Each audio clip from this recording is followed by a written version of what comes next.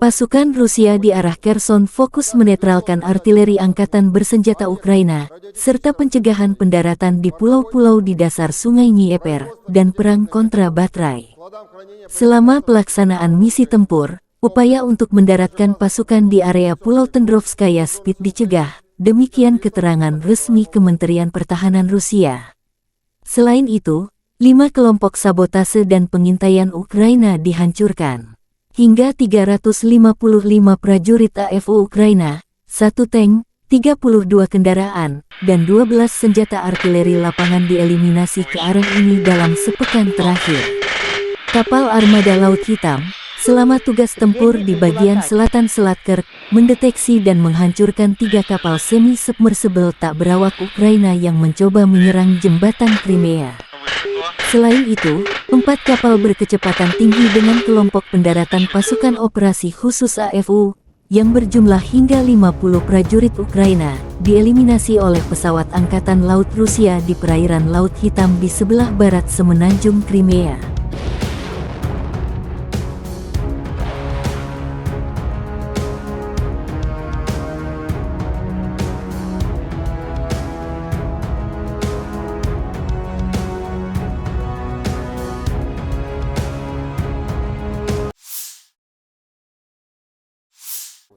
Penerbangan operasional taktis Angkatan Udara Rusia, dan sistem pertahanan udara menembak jatuh 1 pesawat MiG-29 dan 1 helikopter Mi-8 Angkatan Udara Ukraina selama sepekan terakhir.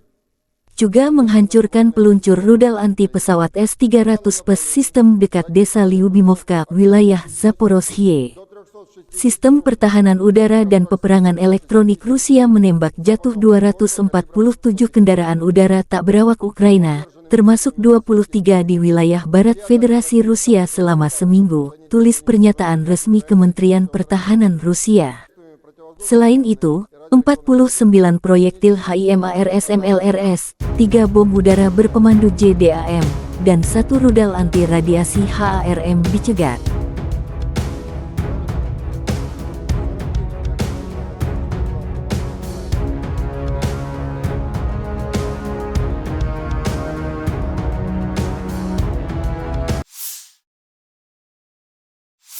Dalam 24 jam terakhir, 26 bentrokan terjadi di garis depan. Rusia melancarkan 2 serangan rudal, 29 serangan udara, melakukan 14 serangan dari sistem salvo roket terhadap posisi pasukan Ukraina dan daerah berpenduduk. Sebagian besar serangan berhasil dihalau oleh angkatan bersenjata Ukraina. Di arah Limansky, pembela Ukraina berhasil menghalau serangan musuh di daerah Brestovo. Ke arah Bakhmut, tentara Ukraina berhasil menghalau wilayah Vasilivka, Bohdanivka, dan Klishchivka. Di arah Mariinka, tentara Ukraina berhasil menghalau 8 serangan musuh di daerah Mariinka.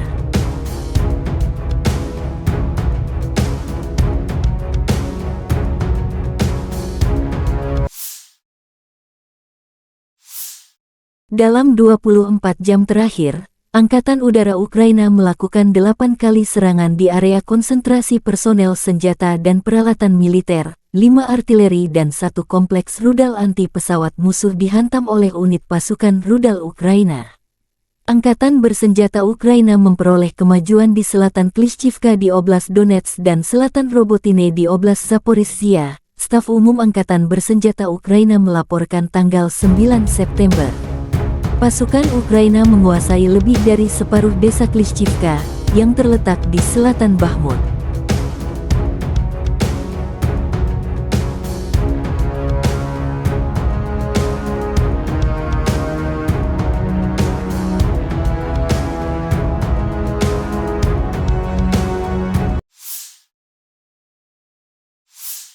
Angkatan Bersenjata Ukraina melaporkan tanggal 9 September bahwa Rusia total kehilangan 268.140 tentara di Ukraina sejak awal invasi skala penuh tanggal 24 Februari tahun 2022.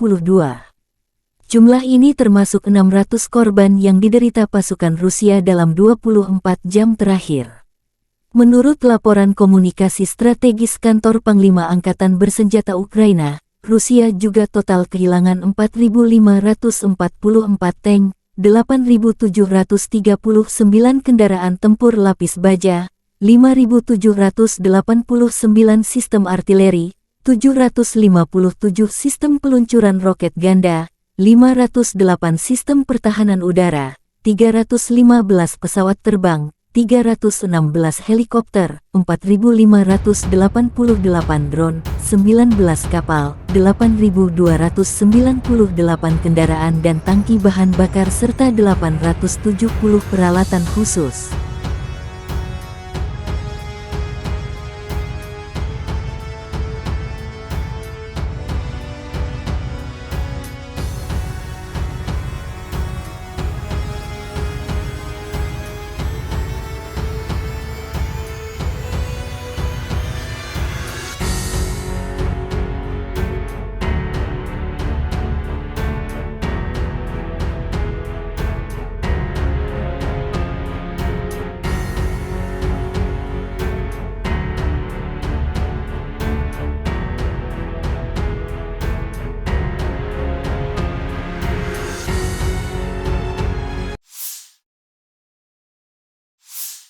Letnan Jenderal Igor Konasenkov, juru bicara Kementerian Pertahanan Federasi Rusia mengatakan, Angkatan Bersenjata Ukraina secara total telah kehilangan 467 pesawat, 248 helikopter, 6.540 kendaraan udara tak berawak, 436 sistem rudal pertahanan udara, 11.742 tank dan kendaraan tempur lapis baja lainnya.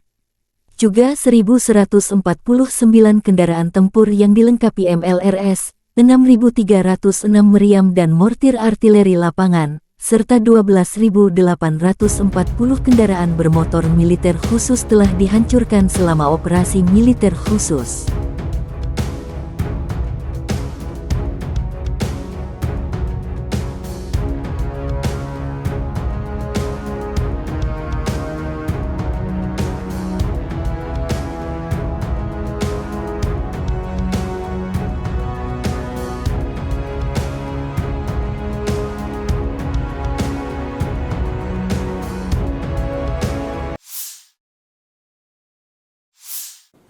Бажаю здоров'я, шановні українці і українки.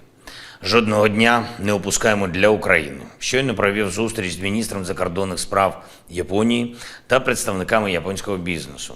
Про нашу стійкість, про відновлення, розвиток, енергетика, транспорт, розмінування, соціальна сфера, створення нових робочих місць в Україні. Представив конкретні напрямки, де можемо зробити більше разом. Дуже важливо телекомунікації, захист інформації, захист нашої інфраструктури, зелена енергетика, машинобудування, аграрний сектор. Впевнений, що наше партнерство України та Японії стане глобальним прикладом, як треба захищати життя і створювати нові можливості для народів, для вільних народів. Дуже важливий безпековий результат сьогодні. Домовились розпочати підготовку двостороннього документа із Японією щодо безпекових гарантій. Вже працюємо із Сполученими Штатами, з Великою Британією, з Канадою, тепер з Японією. Цими ж днями відбувся візит спікера парламенту України Руслана Стефанчука в Японію на саміт голів парламентів «Сімки». Є сильна декларація саміту, були важливі зустрічі, чітка підтримка України і потужні сигнали про те, що вся українська територія має бути очищена від російських військ. І лише це відкриває дорогу до справедливого і надійного миру. Окремо хочу відзначити аудієнцію у його величності імператора Японії, спікери парламентів «Сімки», спікер українського парламенту, президентка Європейського парламенту. Дуже символічно. І багато говорить про те, чого ми досягли всі разом. Кожен і кожна, хто б'ється заради України, хто працює заради України. Провів сьогодні засідання Ставки.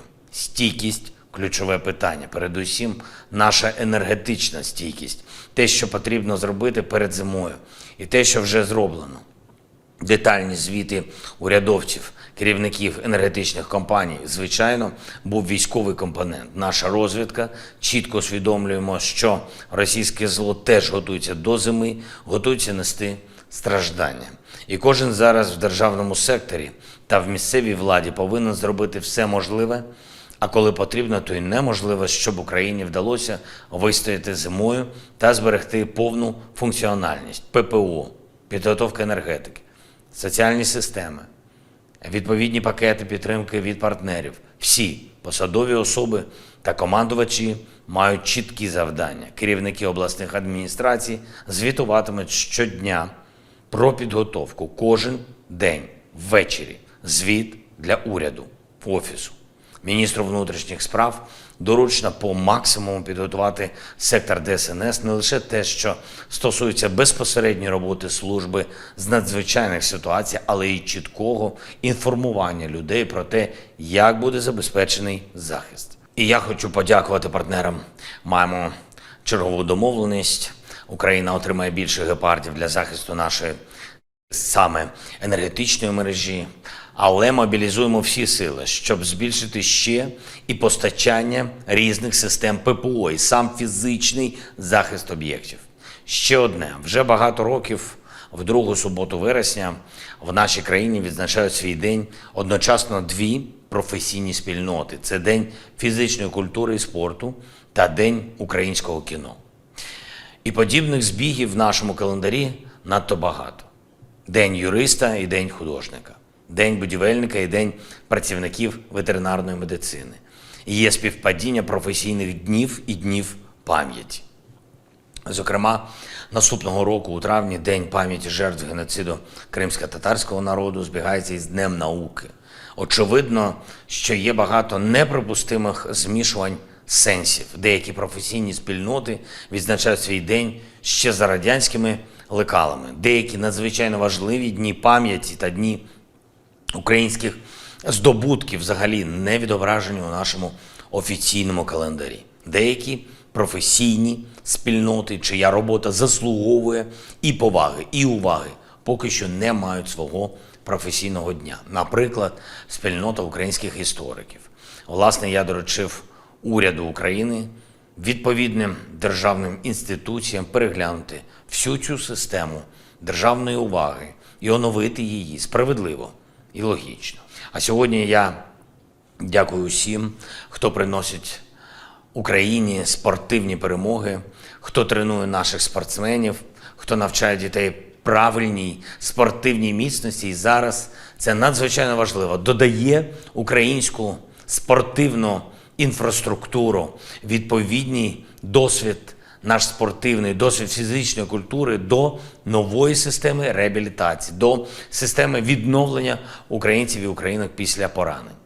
І сьогодні ж у День українського кіно я дякую усім працівникам, усім працівницям нашої кіногалузі за кожне єднання емоцій, яке наші люди, дорослі, діти зараз відчувають, дивлячись українське кіно, український серіал, українську документалістику. Нація, яка має власне сильне емоційне кіно, матиме і свою впевнену долю в цьому світі, свої мрії та власне бачення життя. Слава усім, хто посилює Україну, дякую всім, хто б'ється заради нашої держави та хто здобуває Україні потрібні результати. Слава Україні!